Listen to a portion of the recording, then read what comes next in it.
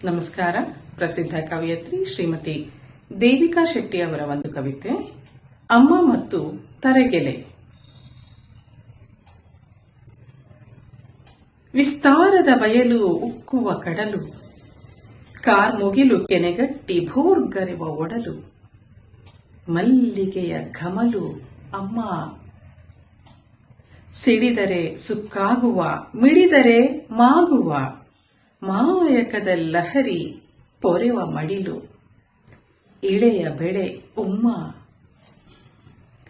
ಹರೆಯ 19ಕ್ಕೆ ಉಕ್ಕಿನಂತವಳು ನುಡಿ ತೋರಣಕ್ಕೆ ಹಸಿದಿದ್ದಾಳೆ, ಕುಡಿನೋಟದ ಹಿಡಿ ಪ್ರೀತಿಗೆ ಬಾಯಾರಿದ್ದಾಳೆ. ಮೋಟು ನಾಲಿಗೆಯ ಚಾಟಿ ಏಟಿಗೆ ನೆರಳಂತೆ ಕಾಡುವ ಬಿರುಕಿಗೆ ಬೆಣೆ ಬಡಿದು ಹೆಬ್ಬಂಡೆಯಾಗಿದ್ದಾಳೆ.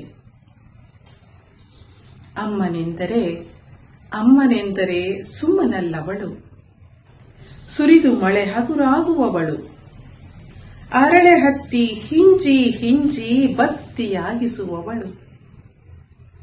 ಅಮ್ಮ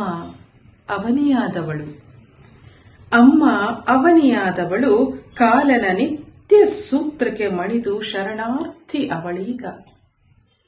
ನೆಲದ ತಂಪಿಗೆ ಒಲಿದ ತರೆಗೆಲೆ ತಣ್ಣಗಾಗಿದ್ದಾಳೆ,